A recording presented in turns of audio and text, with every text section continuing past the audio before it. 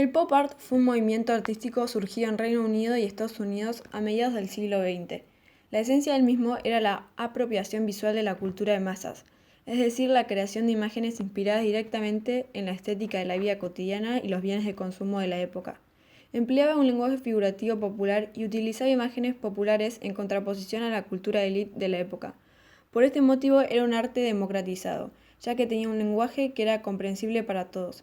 Era llamado el arte de la inmediatez debido a las técnicas de reproducción, que eran la mejor manera de retratar la realidad. Se introdujeron los colores puros, brillantes y fluorescentes, así como el empleo de imágenes. Por oponerse a la sociedad de consumo de la época, el movimiento era una contracultura, lo que terminó siendo contradictorio ya que esta forma de arte pasó a ser objeto de consumo masivo. Las técnicas de pop art eran variadas, aunque las más empleadas eran el collage, el uso de publicidades y tiras cómicas, la serigrafía y la fotografía. Sin embargo, este movimiento tuvo sus variantes en América Latina, ya que fue producto del contexto del momento, por lo tanto, tuvo una relación más estrecha con lo político. Esto se debe a que se trataba de un arte ligado a la resistencia y a las críticas a los gobiernos autoritarios y al imperialismo. Surgieron nuevas formas de hacer arte revolucionarias para la época que pusieron en jaque la participación del espectador. Los happenings, por ejemplo, eran obras interactivas que partían de la secuencia provocación, participación, improvisación, ya que la reacción del espectador era espontánea. El conceptualismo desmaterializado era el arte conceptual, y el Instituto de Itela fue un semillero de talentos y el epicentro de difusión del movimiento en la región. Además, un rasgo compartido en la región fueron los gobiernos de corte populista durante la época, que más adelante fueron reemplazados por dictaduras y gobiernos autoritarios. En dicho tipo de gobierno se da una relación más directa entre el líder, presidente y las masas. Sin embargo, las dictaduras, que eran planteadas como un opuesto al populismo, considerando su apego al nacionalismo, se podría afirmar que tuvieron un tinte populista. En el contexto internacional de la época se encontraban, en primer lugar, la Guerra Fría, que se enfrentaba a las principales potencias del momento, Estados Unidos y la URSS. Cada uno quería que su modelo se aplicara al resto del mundo. Las características de esta guerra era que no se peleaban en el territorio propio, sino en otros países. En segundo lugar, en el año 1959 ocurrió la Revolución Cubana, donde a través de focos guerrilleros rurales se instauró un régimen socialista.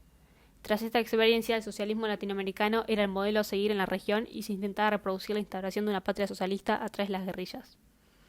Frente a la amenaza del socialismo, en el continente, Estados Unidos adoptó una política exterior llamada Doctrina Mann, que consistió en un cambio de objetivos cuya finalidad era integrar a América Latina en el bloque capitalista, occidental y cristiano. Esto dio lugar a la Doctrina de Seguridad Nacional, que aplicando los métodos de los franceses en Argelia, sostenía que las fronteras ya no eran físicas, sino ideológicas y que el enemigo era interno, el comunismo. Esto generó una respuesta por parte de los jóvenes, en su mayoría estudiantes, quienes se oponían a la represión por parte de las autoridades. A estos reclamos también se les sumaron los sindicales, reclamando mejoras laborales. Hechos concretos fueron el Mayo francés, la Primavera de Praga, la Guerra de Vietnam, los movimientos hippies y estudiantiles y los movimientos antirracistas. La palabra clave de la época era revolución como concepto de reforma, no por vías democráticas.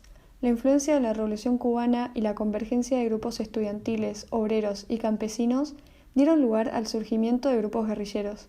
En los países más desarrollados de América Latina predominaron las guerrillas urbanas, pero en otros países, como Nicaragua, predominaron las campesinas basadas en la teoría del foco guerrillero de Che Guevara. Los contrarrevolucionarios, es decir, los regímenes militares, fueron la reacción ante la expansión de los revolucionarios, basándose en la doctrina de seguridad nacional. Los gobiernos populistas del momento, Allende en Chile en 1973, Perón en Argentina en 1976, Goulart en Brasil en 1964, etc., fueron reemplazados por dictaduras militares de tinte populista. En dicha época, las Fuerzas Armadas en América Latina tuvieron un rol preponderante, ya que se consideraban las encargadas de tutelar la democracia con el objetivo de restaurar el orden. Además, la gran mayoría de estos golpes tuvieron gran apoyo cívico. Otro factor de poder de vital importancia fue la Iglesia, cuya cúpula apoyaba este tipo de golpes de Estado, ya que buscaban garantizar la vuelta hacia el modelo occidental, capitalista y cristiano. Sin embargo, el caso de Chile fue una excepción, en la que la Iglesia se opuso fuertemente al golpe de Pinochet, puesto que el presidente derrocado, Salvador Allende, tenía gran apoyo popular.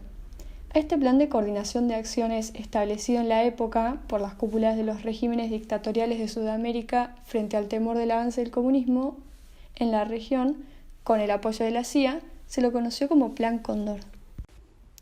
En el primer collage buscamos plasmar las ideas de la época y su contraposición. El lado izquierdo representa las ideas de las guerrillas, el portador de una verdad auténtica, el guerrillero que muere en combate como mártir y ser los libertadores del pueblo, y sus modus operandi, mientras que en la derecha se encuentran representados los regímenes militares. La elección de ambos sentidos no es casual, sino que corresponden a las ideologías. Platón, en la alegoría de la línea, plantea el proceso de conocimiento desde el grado más bajo, el no ser, la ignorancia, el medio, la doxa opinión y episteme conocimiento. A su vez, la doxa está dividida en el arte, las cosas sensibles, y el episteme está dividida entre las ideas morales, matemáticas y metafísicas. Lo más alto de la línea es la filosofía, en la que se encuentra al bien como idea suprema, mientras para los guerrilleros esta idea suprema era la liberación de las estructuras que los oprimían mediante la revolución, y para los militares era el orden, la antisubversión. Continuando los lineamientos de Platón, el mundo se divide en el mundo sensible y el mundo inteligible. Este último sería el mundo de las ideas, por ejemplo, la liberación o la antisubversión. En el mundo sensible se pueden observar las copias de dichas ideas. De la misma manera que la idea del orden es suprema para los militares, las distintas copias de esta idea se vieron en las dictaduras y la idea de liberación también se ve copiada por el accionar de los distintos grupos guerrilleros. Sin embargo, al ser una copia de la idea, se ve más alejada de la idea original. Lo mismo ocurre con esta obra, que al tratarse una copia de la copia, se ve aún más alejada de la idea original, tanto de liberación como de antisubversión. Por esta razón es que Platón se opone al arte. Por un lado, al ser una copia por naturaleza, es deficitaria, y por el otro, el artista puede usarlo para engañar y manipular al espectador. En el caso de esta obra, según Platón, podríamos buscar engañar a la audiencia mediante el convencimiento de cierta postura política. La función del arte para él debería expresar el bien, la verdad y la belleza. Es por esto que el arte debería estar subordinado a la filosofía. En la segunda obra se busca representar el espiral de violencia que se dio en América Latina, que no hizo más que aumentar en la época. A diferencia del arte griego, esta obra sigue los lineamientos dionisíacos, dejando de lado lo apolíneo, ya que muestra los aspectos más caóticos de la vida, como lo sensible y el error. En contraposición a Platón, la belleza no debería ser lo único que exprese el arte. Además, en este caso, el arte no imita, sino que crea perspectivas.